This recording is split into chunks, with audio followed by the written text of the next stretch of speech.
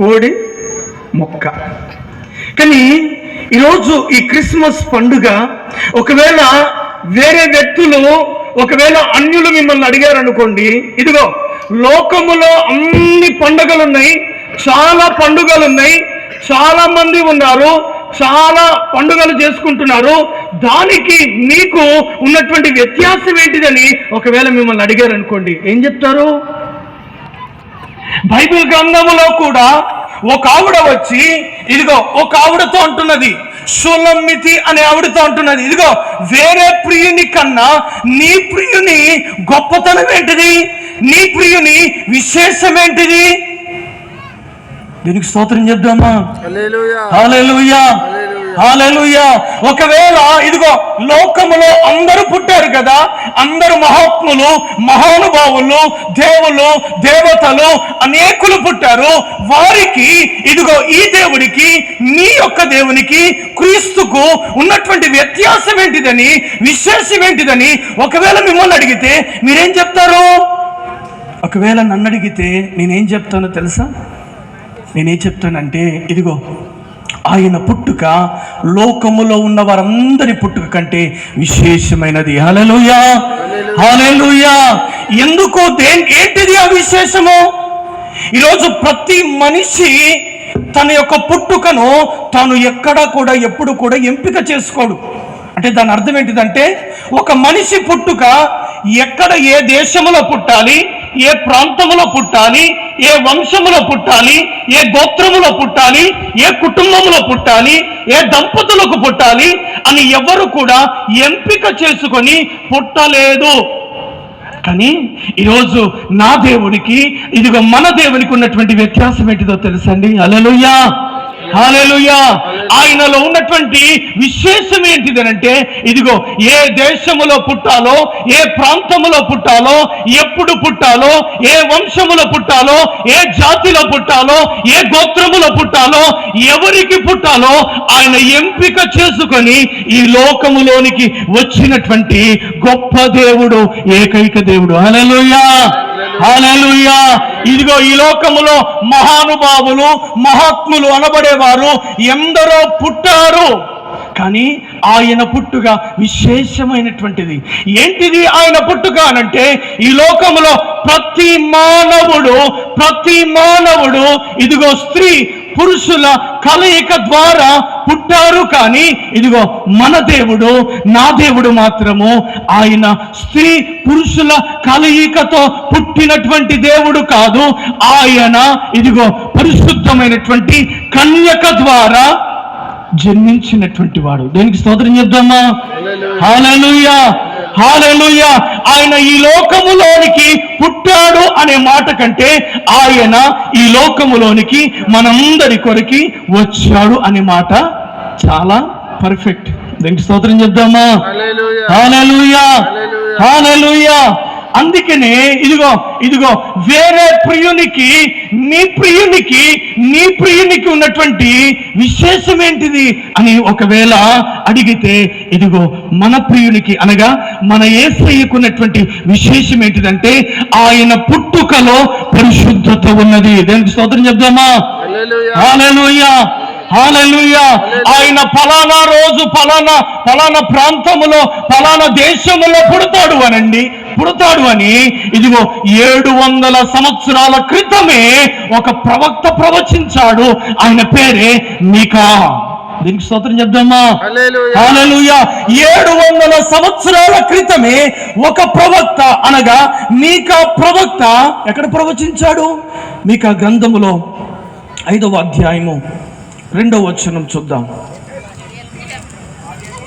బెత్లెహేమ ఎఫ్రాతా, యూదా వారి కుటుంబములో నీవు స్వల్ప గ్రామమైనను నా కొరకు ఇశ్రాయేలీలను ఏలబోవువాడు నీలో నుండి వచ్చును. హల్లెలూయా, అందరూ 2 చేతులు హల్లెలూయా, హల్లెలూయా. ఏంటిదట? ఆ ప్రవక్త 700 సంవత్సరాల క్రితమే ప్రవచించాడట. రేపు ఏం జరుగుతుందో, రేపు ఎవరు పుడతారో, రేపు ఏం సంభవించబోతున్నదో ఎవరికి తెలియదు. కానీ ఇదిగో దేవుడు తనను తాను ఒక ప్రవక్తకు పరిచయం చేసుకొని, ఇదిగో నేను పలానా దేశములో, పలానా ప్రాంతములో, పలానా సమయములో నేను రాబోతున్నానని తన ప్రవక్త ద్వారా తెలియజేశాడు. హల్లెలూయా, హల్లెలూయా. ఓ బెత్లెహేమా ఎఫ్రాతా, నీవు యూదావారి కుటుంబములలో నీవు అల్పమే, కొంచెమే కావచ్చు, కానీ ఇదిగో నీలో నుండి ఒక రాజు రాజు రాబోతుంటున్నాడు. హల్లెలూయా. బెత్లెహేము అనేది చాలా చిన్న గ్రామమే. ప్రపంచంలో ఒకవేళ వెతికితే బెత్లెహేము ఎక్కడా కనపడదు. అంత చిన్న గ్రామములో యేసు ప్రభు రావటము ద్వారా ఆ గ్రామానికి ఇదిగో ఒక గొప్ప పేరు వచ్చింది. హల్లెలూయా, హల్లెలూయా. ఎవరు రావటం ద్వారా? మన యేసయ్య రావటం ద్వారా అల్పమైన దానికి, స్వల్పమైనటువంటి దానికి ఒక ప్రపంచములోనే గొప్ప పేరు వచ్చేసిందండి. ఇప్పుడు బెత్లెహేము అనగా ప్రపంచానికి నోటెడ్ అయిపోయింది. ఆ దేశానికి ఒక్క టూరిజం ద్వారానే దేశానికి కావలసిన ఆర్థిక వనరులన్నీ సమకూర్చబడతా ఉన్నాయి. ఆ దేశపు ఆర్థిక పరిస్థితి ఆ టూరిజం ద్వారానే జరిగిపోతుంటున్నది. హల్లెలూయా. ఎవరి మూలముగా ఇది సంభవించినది అనంటే, ఇదిగో ఒక అల్పమైనటువంటి దానిలో ఒక గనుడు రావటం ద్వారా ఆ దేశానికి, ఆ గ్రామానికి ఒక ఉన్నతమైనటువంటి పేరు వచ్చేసింది. హల్లెలూయా, హల్లెలూయా. ఈరోజు నీవు నీ కుటుంబములో, నీవు నీ జనులలో అల్పమే కావచ్చు, స్వల్పమే కావచ్చు, వారందరికీ నీవు తేలికగా కనపడుతూ ఉండవచ్చు. కానీ ఈరోజు ఒకవేళ నీలో గనక, ఇదిగో నా దేవుడు క్రీస్తు ప్రభుల వారు ఒకవేళ నీలో కనుక వస్తే, నీ కుటుంబంలో కనుక వస్తే, ఇదిగో దేవుడు నిన్ను హెచ్చుగా చేసే దేవుడుగా ఉన్నాడు. హల్లెలూయా, హల్లెలూయా. ఎవరు రాబోతున్నాడు అని దేవుని వాక్యం అంటున్నదంటే, రాజు ఏలబోవువాడు. ఎవరు ఏలుతారు? ఏమండి, ఎవరు వెళ్తారు? రాజే కదండి, రాజే ఏలుతారు. ఇప్పుడు యేసు ప్రభుల వారు ఎలాగూ ఈ లోకములోనికి వచ్చాడు అంటే రాజుగా వచ్చాడు. దీనికి స్తోత్రం చెప్దామా? హల్లెలూయా, హల్లెలూయా. కానీ కొంతమంది ఏమన్నారు అని అంటే, ఒకవేళ ఆయన రాజుగా వస్తే ఎక్కడ పుట్టాలి? రాజు ఏమండి, రాజు కుటుంబంలో పుట్టాలి కదా అని చాలా మంది అడుగుతున్నటువంటి ప్రశ్న ఏంటంటే, పర్వాలేదులే, నువ్వు మంచి సమాధానమే చెప్పినావు, కానీ ఇదిగో ఒకవేళ ఆయన రాజు అయితే రాజు కుటుంబంలో పుట్టాలి, కానీ పశువుల పాకలో పుట్టడం అంటే ఏంటిది? అంటే ఆయన ఎందుకు రాజు కుటుంబంలో పుట్టడానికి ఇష్టపడలేదనంటే, ఒకవేళ రాజు కుటుంబంలో గనక పుడితే ఆయన ఎక్కడ పుట్టాలి? అంతఃపురములో పుట్టాలి. ఆ అంతఃపురములో పుడితే ఎవరెవరు చూడటానికి అవకాశం ఉండేది? కేవలం రాజులకే అవకాశం ఉండేది. అంతేనా అండి? ఒకవేళ ఆ రాజును కనుక చూడాల్సి వస్తే బీదవారు చూస్తారా? లేనివారు చూస్తారా? అల్పులు ఏమైనా చూడగలరా? లేదే. వారు చూడాలి అని అంటే సెక్యూరిటీ గార్డ్ని దాటుకొని రావాలి, ప్రాకారాలను దాటుకొని రావాలి, ఎన్నో దాటుకొని వస్తే గనక ఆయన్ని చూడలేరు. అందుకనే ఇప్పుడు ఆయన ఈ లోకములోనికి వచ్చేటప్పుడు రాజు కుటుంబాన్ని ఎన్నుకోలేదు, కానీ పశువుల పాకను ఎన్నుకున్నాడు. హల్లెలూయా, హల్లెలూయా. ఆయన పశుశాలలో, పశువుల పాకలో పుట్టుట మూలముగా ఇదిగో పేదలైనటువంటి గొల్లలు వచ్చారు, ధనవంతులైనటువంటి జ్ఞానులు కూడా వచ్చారు. దీనికి స్తోత్రం చెప్దామా? హల్లెలూయా. అంటే ఆయనను చూడటానికి ఇప్పుడు ఎవరెవరికి అవకాశం ఉన్నదో అంటే ప్రతి ఒక్కరికి అవకాశం కల్పించారు. దీనికి స్తోత్రం చెప్దామా? హల్లెలూయా, హల్లెలూయా. ఈరోజు ఎవరి ద్వారా ఆయన ఈ లోకములోనికి వచ్చాడు అంటే కన్య అయినటువంటి మరియ ద్వారా ఆయన ఈ లోకంలోనికి వచ్చాడు. దీనికి స్తోత్రం చెప్దామా? హల్లెలూయా. మత్తయి సువార్త 1వ అధ్యాయము 18వ వచనం చదువుకుందాం. యేసుక్రీస్తు జనన విధానం ఎట్లనగా,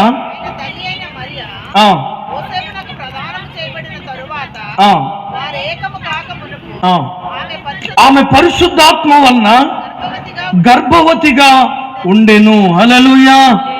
20వ వచనంలో చూస్తే, అతడు ఈ సంగతులను గూర్చి ఆలోచించుచుండగా ఇదిగో ప్రభుదూత స్వప్నమందు అతనికి ప్రత్యక్షమై, దావీదు కుమారుడు అయిన యోసేపు, నీ భార్య అయిన మరియను చేర్చుకొనుటకు భయపడకుము, ఆమె గర్భము ధరించినది పరిశుద్ధాత్మ వలన కలిగినది, ఆమె ఒక కుమారుని కనును, తన ప్రజలను వారి పాపముల నుండి ఆయనే రక్షించును గనుక ఆయనకు యేసు అను పేరు పెట్టుదు అనెను. దేవునికి స్తోత్రం చేద్దామా? హల్లెలూయా, హల్లెలూయా.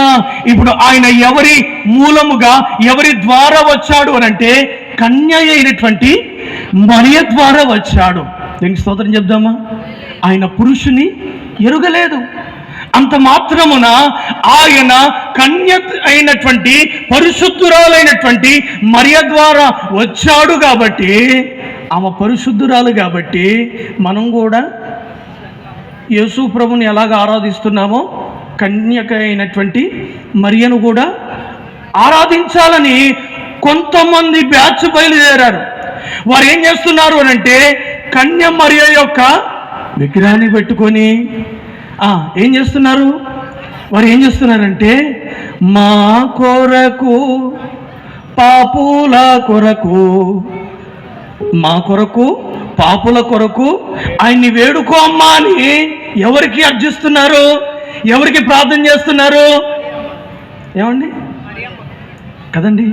చూడండి, కన్య అయినటువంటి మరియా యేసు ప్రభు ఈ భూమి మీదకి రావటానికి ఒక సాధనముగా మాత్రమే ఆవిడను దేవుడు ఉపయోగించుకున్నాడు, కానీ ఆయనతో పాటు సరిపాటిగా ఆరాధించుటకు మాత్రము కాదు. హల్లెలూయా, హల్లెలూయా.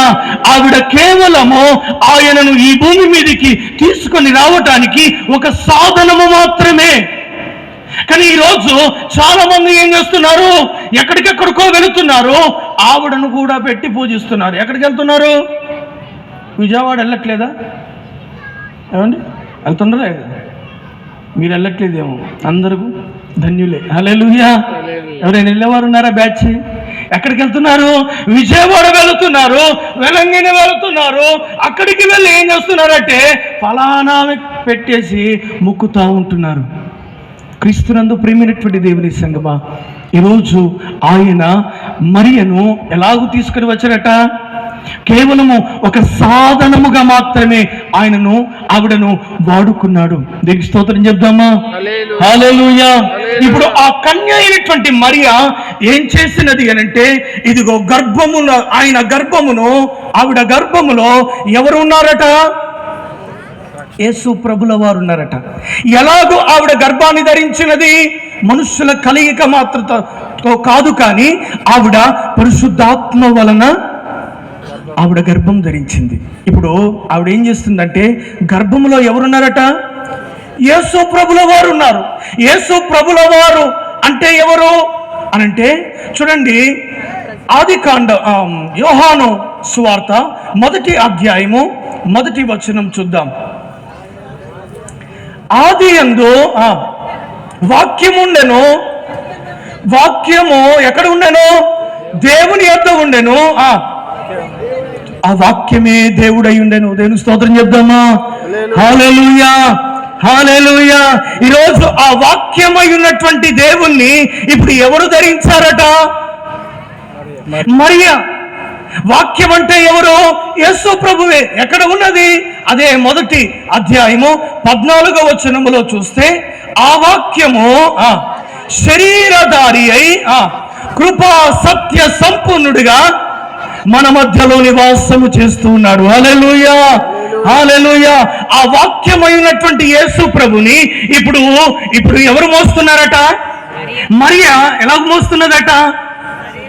ఆవిడ గర్భములో మోస్తున్నది. ఇప్పుడు ఆవిడ ఎప్పుడైతే ఆ వాక్యమును గర్భమును ధరించినదో, ఇప్పుడు మొట్టమొదటిగా కన్య అయినటువంటి మరియకు వచ్చినటువంటి ఆశీర్వాదం ఏంటిదో తెలుసా? అవమానం వచ్చేసిందట. దేవునికి స్తోత్రం చెప్దామా? హల్లెలూయా, హల్లెలూయా. ఇప్పుడు ఎప్పుడైతే ఆయనను మోస్తూ వెళుతున్నటువంటి మరియకు మొట్టమొదటిగా కలిగినటువంటిది ఏంటిదంటే శ్రమ కలిగింది.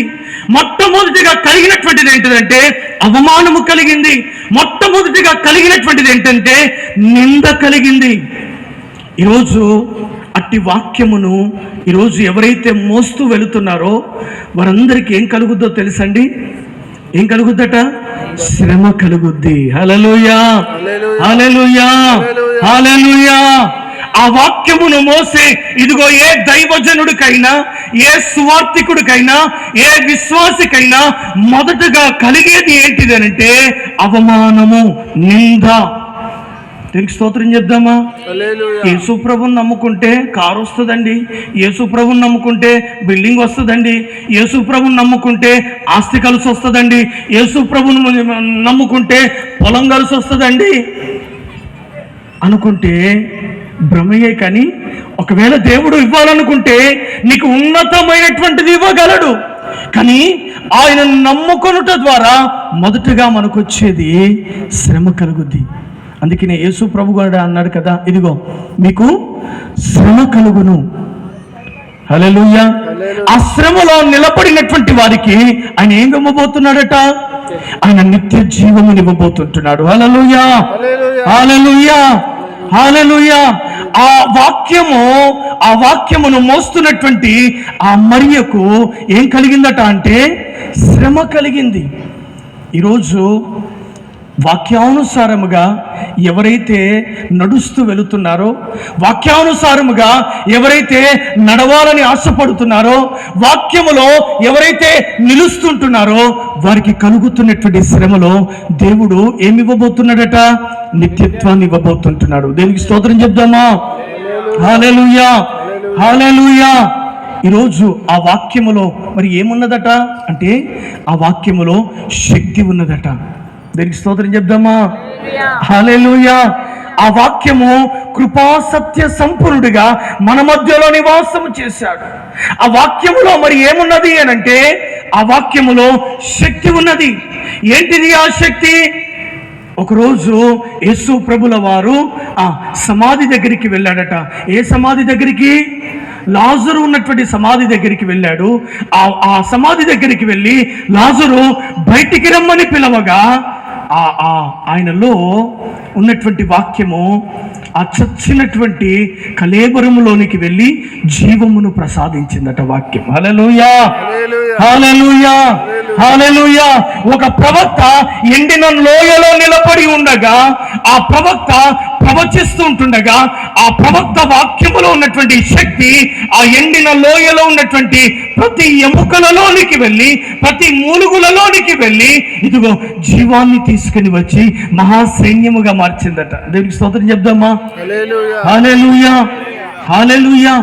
ఈరోజు అట్టి వాక్యములో నిలబడుతున్నటువంటి మనందరికీ ఒకవేళ శ్రమ రావచ్చు, ఇరుకు రావచ్చు, ఇబ్బంది రావచ్చు, వేదన రావచ్చు, అవమానము రావచ్చు, నింద రావచ్చు. కానీ ఆ వాక్యములో ఉన్నటువంటి శక్తి మనందరినీ బ్రతికింపచేసేది. హల్లెలూయా, హల్లెలూయా. ఈరోజు మరి ఎందుకు ఈ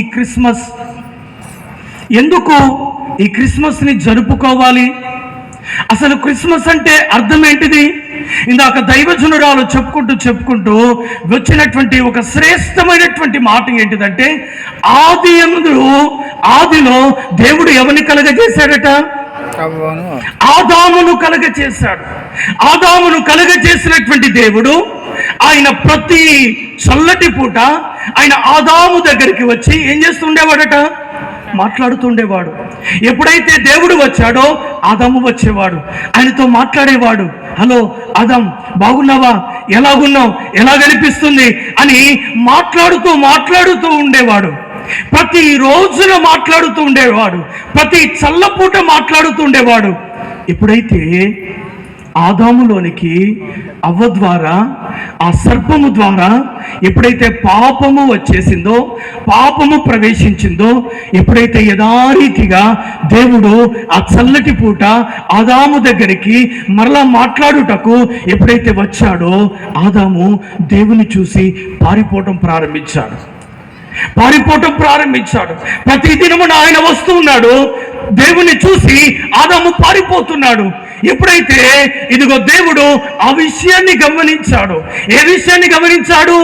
ఆయనకు ఆదాముకు ఉన్నటువంటి ఆ గ్యాప్ చూడండి. ఆ గ్యాప్ ఎలాగున్నది అంటే ఒక అగాధముగా మారిపోయింది. ఆ అగాధము ఏమైపోయింది అంటే ఆదామును గెంటి వేసే పరిస్థితి వచ్చేసింది.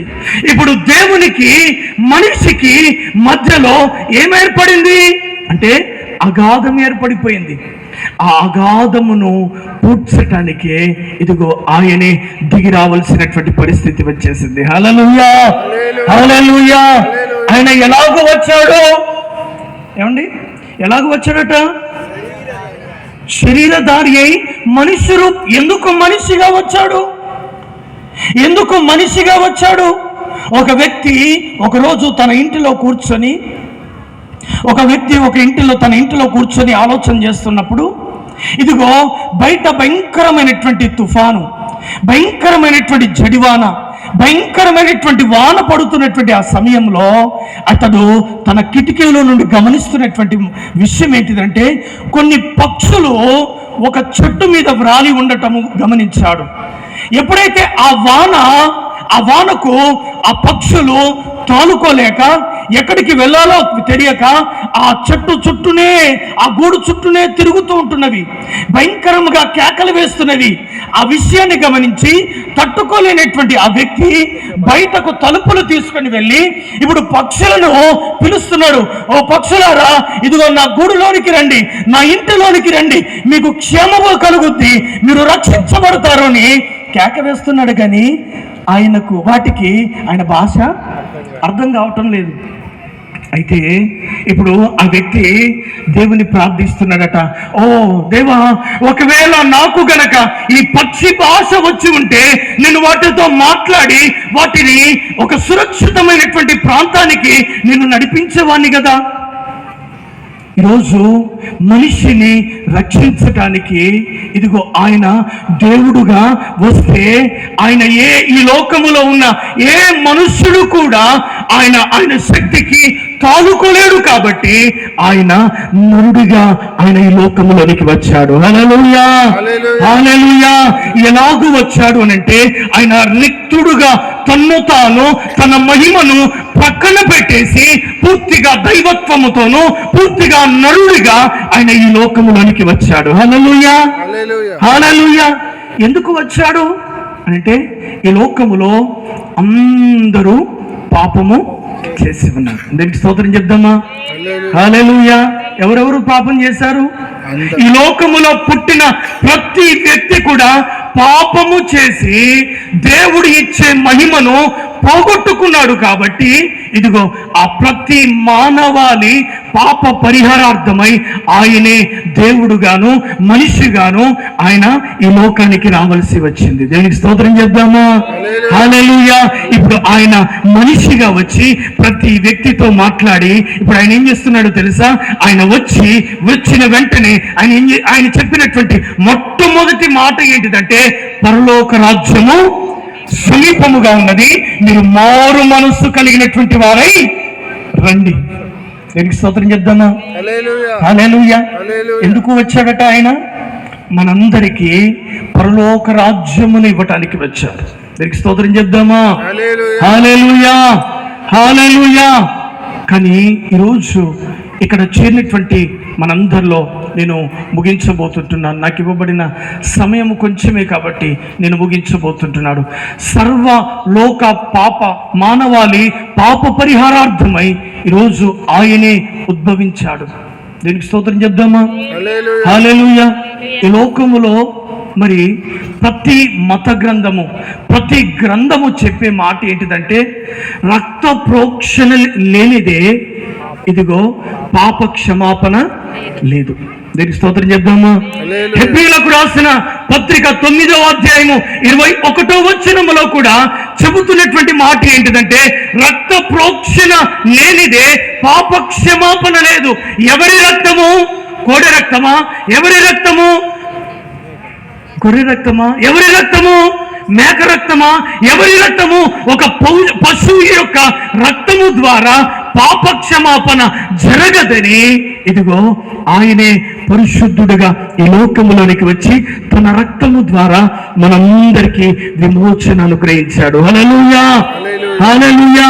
నిత్య నరకానికి పాత్రులమైనటువంటి మనలను, నిత్య పాశానికి పాత్రులమైనటువంటి మనలను ఈరోజు ఆ నరకము నుండి తప్పించడానికి ఆయనే దిగివచ్చి, ఆయనే ఉద్భవించి, ఆయనే వచ్చి తన ప్రాణమును పెట్టి తన రక్తమును కాచి ఆయన మరణించి అంతటితో ఆగలేదు, కానీ మరలా మరణించి తిరిగి లేచాడు. హల్లెలూయా, హల్లెలూయా. ఇది మొదటి పండుగ. దీనికి స్తోత్రం చెప్దామా? హల్లెలూయా.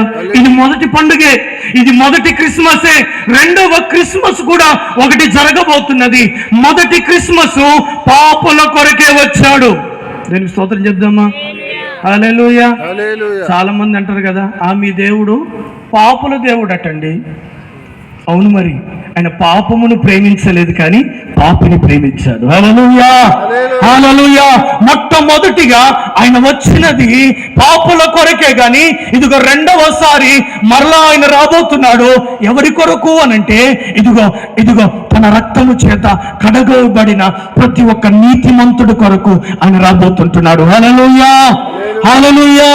ఎవరు నీతిమంతులు అనంటే ఆయన రక్తము చేత కడగబడినటువంటి ప్రతి ఒక్కరు కూడా నీతిమంతులే. దీనికి స్తోత్రం చెప్దామా? హల్లెలూయా, హల్లెలూయా. ఆయన వచ్చి ఒక మార్గమును వేశాడు. దానికి స్తోత్రం చెప్దామా? యేసు ప్రభు పుట్టుకలో ఉన్నటువంటి విశిష్టత ఏంటిదో తెలుసా అండి? ఆయన పుట్టంగానే భూమి 2 పాయలుగా చీలిపోయింది. హల్లెలూయా. ఎలాగట? 2 పాయలుగా చీలిపోయింది. ఒకటి క్రీస్తు పూర్వం అయితే మరొకటి క్రీస్తు శకము. దీనికి స్తోత్రం చెప్దామా? హల్లెలూయా. ఆయన పుట్టుక ఇదిగో ప్రతి ఒక్క చరిత్రకారుడికి ఆధారం ఏంటిదంటే క్రీస్తు పూర్వము, క్రీస్తు శకము. ఆయన ఎందుకు వచ్చాడు అనంటే నీకు నాకు ఒక చక్కటి మార్గమును ఏర్పాటు చేయడానికి వచ్చాడు. హల్లెలూయా. ఈ లోకములో 2 మార్గాలు ఉన్నాయి. ఏమి మార్గము? ఒకటేమో విశాలమైనటువంటి మార్గము, రెండవదేమో ఇరుకైనటువంటి మార్గము. ఈ విశాలమైనటువంటి మార్గము అపవాదికి సంబంధించినటువంటిది. ఈ ఇరుకైనటువంటి మార్గములో పాపమునకు తావు ఉన్నది. ఈ విశాలమైనటువంటి మార్గములో స్వేచ్ఛ ఉన్నది. ఏ పాపమైనా చేయొచ్చు, ఏదైనా చూడొచ్చు, ఎలాగైనా ఉండొచ్చు, ఎవరితోనైనా వెళ్ళొచ్చు కదండి. ఆశలకు హద్దు లేదు, కోరికలకు హద్దు లేదు, ఆలోచనలకు హద్దు లేదు, పాపానికి హద్దు లేదు, ఏదైనా చేయొచ్చు. అందుకనే ఈ లోకములో దేనికి రేటు పెరిగిందో తెలుసండి? క్రైమ్ రేటు పెరిగిపోయిందట. ఎందుకు? ఆశలకు హద్దు లేనటువంటి రీతిగా, పాపానికి హద్దు లేనటువంటి రీతిగా మనిషి వెళ్ళిపోతున్నాడు. కాబట్టి ఈరోజు పోలీసు వ్యవస్థకు, కోర్టు వ్యవస్థకు చాలా పని పెట్టారు. ఇది విశాలమైనటువంటి మార్గము. దీనిలో పాపం ఉన్నది, దీనిలో స్వేచ్ఛ ఉన్నది. యథేచ్ఛగా ఏ పాపమైనా చేయొచ్చు, యథేచ్ఛగా దేనినైనా చూడొచ్చు, దేనినైనా అనుభవించవచ్చు. అది గుట్కా కానీ, అది మందు కానీ, అది వ్యభిచారము కానీ, అది ఏదైనా కానీ దేనినైనా చేయవచ్చు. ఇది విశాలమైనటువంటి మార్గం. కానీ ఇరుకైనటువంటి మార్గము ఒకటి ఉన్నది. హల్లెలూయా, హల్లెలూయా. అదే ఇదిగో మన ప్రభుల వారు వేసినటువంటి మార్గము. హల్లెలూయా, హల్లెలూయా. అందుకనే క్రైస్తవ్యము అనేది ఇదిగో ఒక మతము కాదు, కానీ ఒక మార్గం. దీనికి స్తోత్రం చెప్దామా? హల్లెలూయా.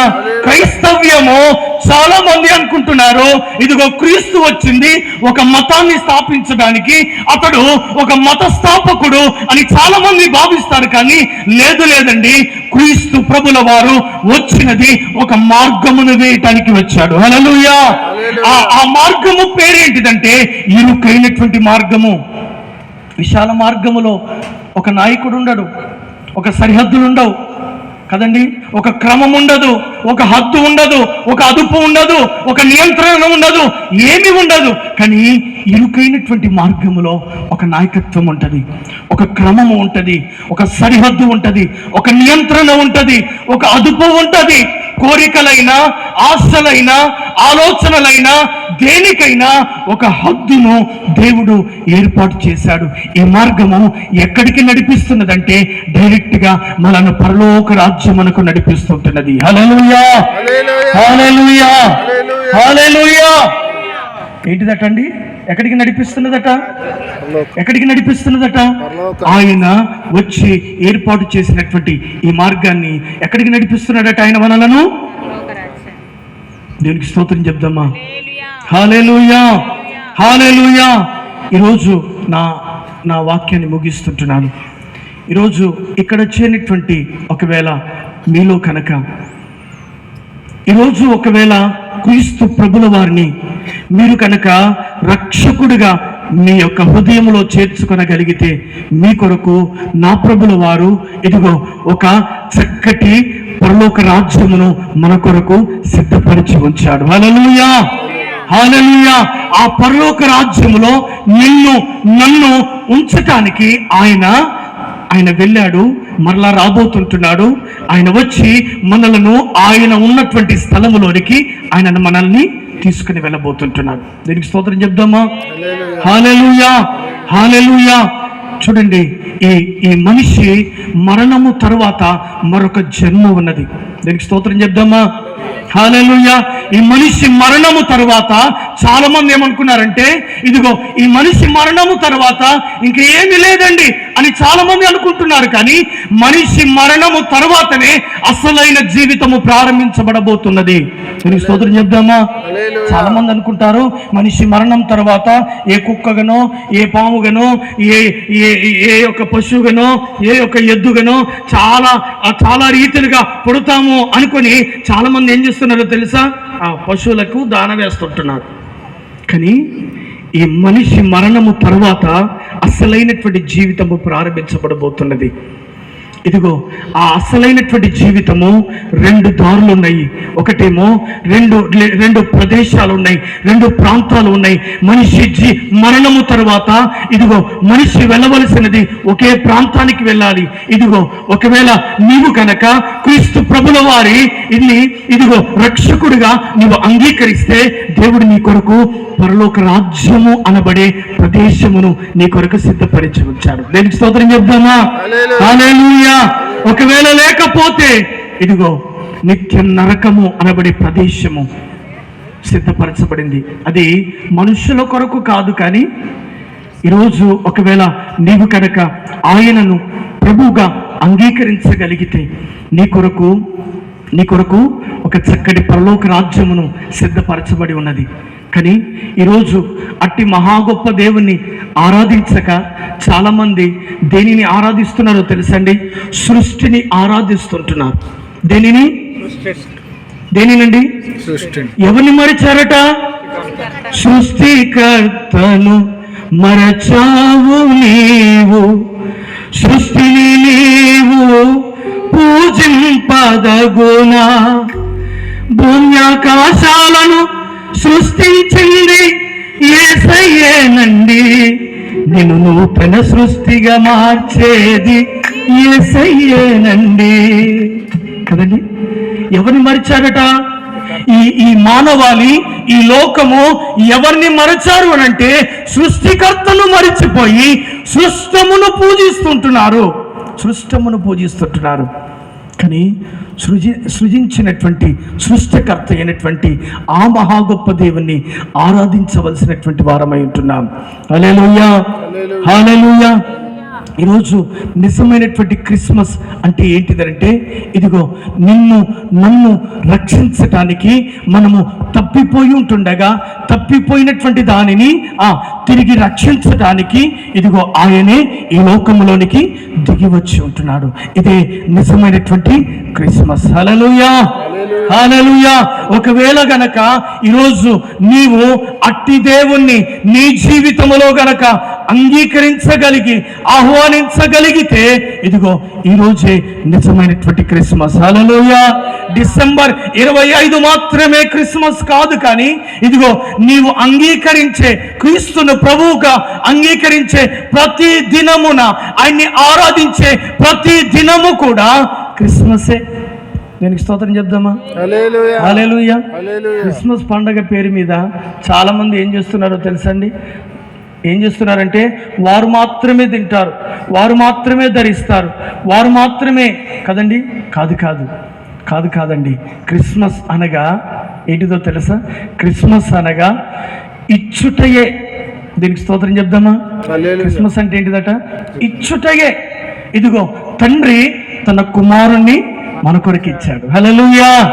తండ్రి తన కుమారుని మన కొరకు ఇచ్చాడు.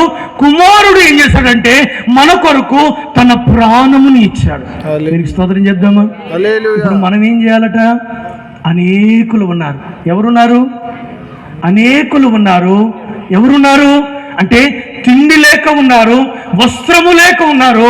వారందరికీ ఇచ్చుటలోనే ఉన్నటువంటి ఆనందము నిజమైనటువంటి క్రిస్మస్ ఆనందం. దేనికి స్తోత్రం చెప్దామా? హల్లెలూయా. హల్లెలూయా.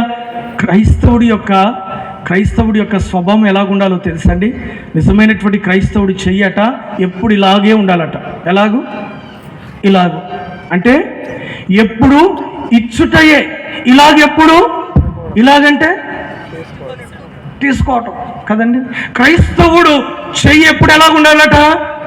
ఇచ్చే రీతిగానే ఉండాలి. చూడండి, బైబిల్ గ్రంథంలో యాకోబుకి తినటానికి తిండి కూడా లేదండి. తినటానికి తిండి కూడా లేడు. ఎక్కడికి వెళ్తున్నాడు? కానాను నుండి ఐగుప్తుకి వెళుతున్నాడు. ఎందుకు? తిండి కొరకు. ఎవరిని అడగటం కొరకు? ఫరోని అడగటం కొరకు.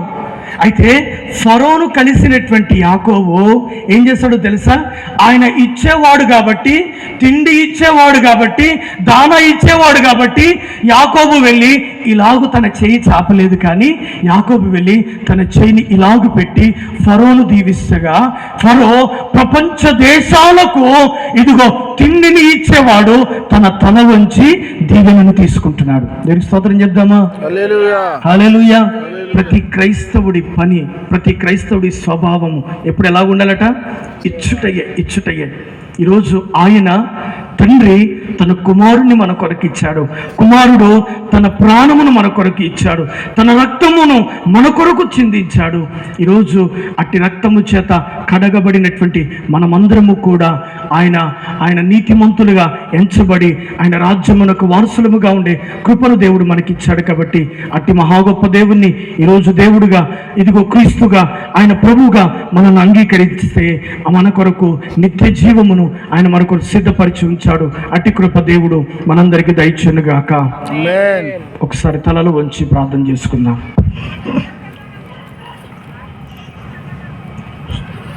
అందరం తలలు వంచి ప్రార్థన చేసి చిన్న ప్రార్థన.